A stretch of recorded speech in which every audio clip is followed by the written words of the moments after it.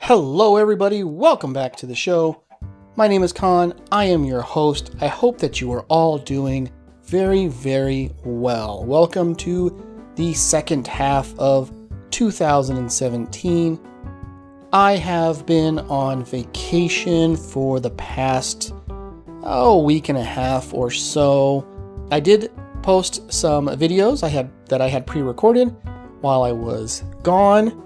And I know that you guys have watched them and there have been some responses to them. I came back and I wanted to start recording right away in order to get some videos going. It took me a little bit of time to sort of remember what it was that I was doing and what I was working on. So I finally got myself sort of squared away. I actually spent a little bit of time because I felt like I wanted to move my elevators. And they're very convenient, especially if you're in a skyblock, which is mostly vertical and not horizontal, and allows me to go up and down very quickly. It's very nice.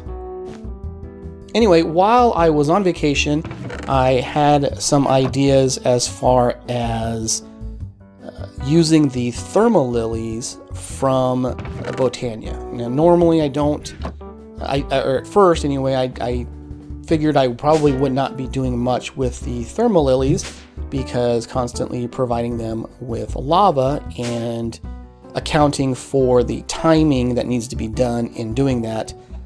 For whatever reason, I just thought it was probably going to be, too complicated or too difficult to do. But I had this idea that I thought might be able to make it work. And so I wanted to try that out. And one of the first things I needed to do was to make the Thermalillies. Now, making the Thermalillies does require some of the runes, and the runes require the runic altar. So, of course, I had to make the runic altar first, and in doing so, I completed a quest. So there are some quest completions that were done as a part of doing all of this as well. In order to make the Thermalilly, I need to make two runes, the Rune of Earth and the Rune of Fire. Now, the Rune of Earth actually requires a mushroom, and in order to do that in this mod pack, combining a block of manure with a feather allows you to make a mushroom, which actually makes sense. If you've been a gardener at all, you have probably heard the age-old adage that if you tickle manure with a feather, you get a mushroom. I'm pretty sure that's fairly common knowledge, at least for most gardeners. But that allowed me to get the mushroom. The other items to make the Rune of Earth, very simple and not a problem with there at all. Now, with the Rune of Fire, it's a little bit more complicated because I did need nether bricks in order to make the Rune of Fire.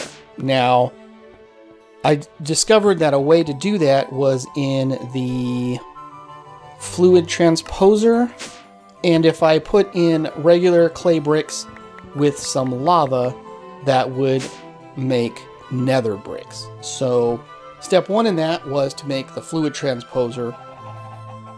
This was not too much of a big deal, mainly just required some tin, iron, glass, redstone. I think there might have been some gold needed in there as well, but very simple, not a problem at all to make. Now, of course, once I had the fluid transposer, I just hooked it up to my power network, still generating power with culinary generators, still seems to be working just fine. And then I figured I would try putting lava eggs into the fluid transposer and seeing if that would put the lava into the fluid transposer itself. And setting the fluid transposer onto empty mode and putting in the lava eggs did indeed cause lava to go into the fluid transposer. It was actually kind of strange because the lava eggs in the fluid transposer would end up with like a little green zero next to them, or a little red zero next to them. It was kind of strange. I didn't know what was going to happen when I took those out, but when I did go to click them out of the fluid transposer, they just disappeared. So apparently that's something that's already been thought of. But yeah, so that made it so that I could put the lava into the fluid transposer, and then it was just a matter of flipping the fluid transposer back over to fill mode and putting in the clay bricks, and then those got turned into nether bricks. So fairly simple as well. And then once I had those, I could make the Rune of Fire, the other items, again, things that I could obtain from the chickens. And so that allowed me to make the Rune of Fire. And then once I had the Rune of Fire and the Rune of Earth, I could use that to make the Thermalillies.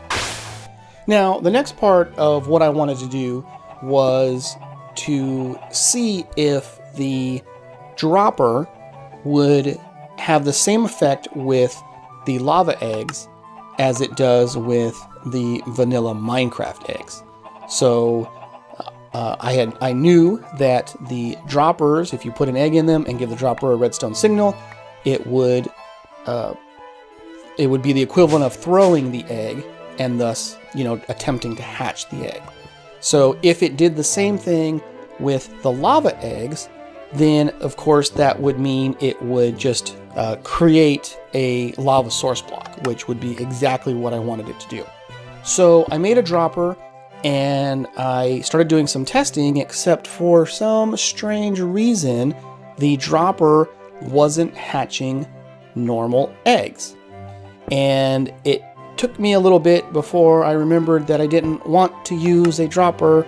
I wanted to use a dispenser. Once I figured that out, it was a simple case to make a dispenser and test it, and sure enough, it does create a lava source block if the dispenser gets redstone signal when it has lava eggs in it.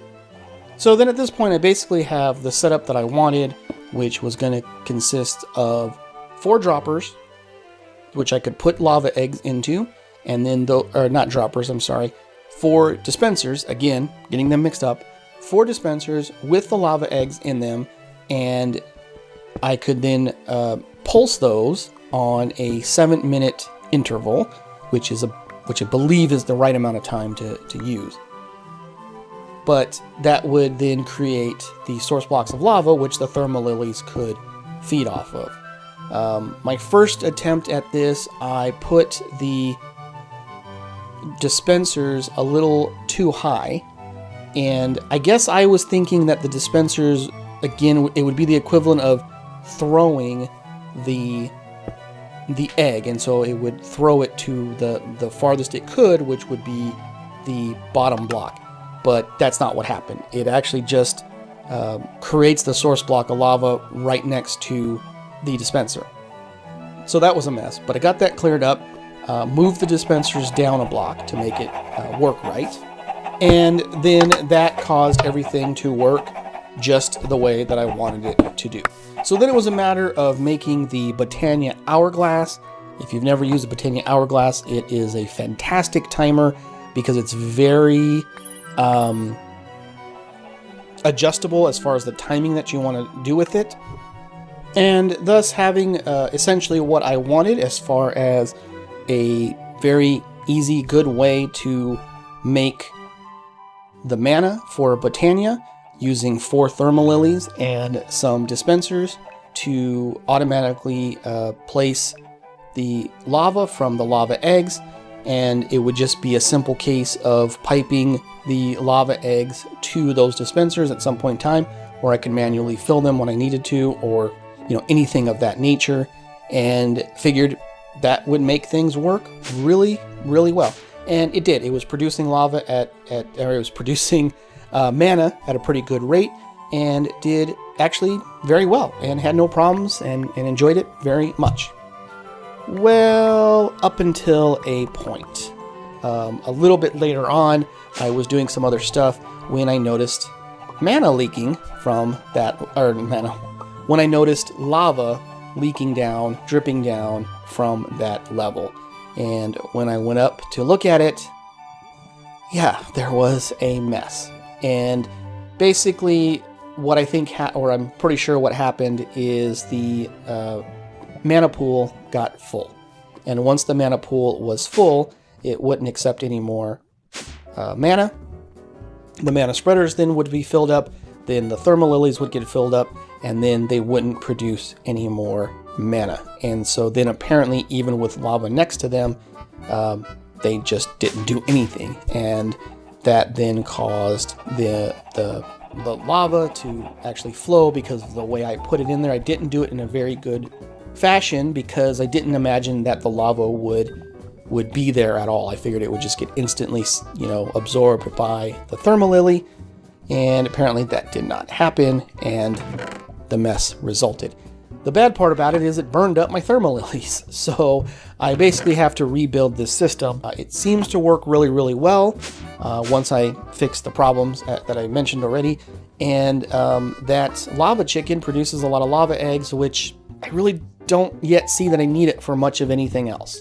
So I might as well use it to make mana. That was one of the things that I have done, and that's what I wanted to show you in this particular episode. And so that is going to do it for this episode. I'll have another episode coming out soon with some other things that I've been working on as well, but wanted to get this one out so I could have it out as soon as possible. But yes, anyway, that is going to do it for this episode. Please leave me a comment down below. Any suggestions, any questions that you might have, any criticisms that you might have, go ahead and put them down below. I do read them. I do try to respond to them. I'm not always very quick on responding, but I should be better now that I'm back from my vacation. And as always, thank you so much for joining me, and I will see you next time.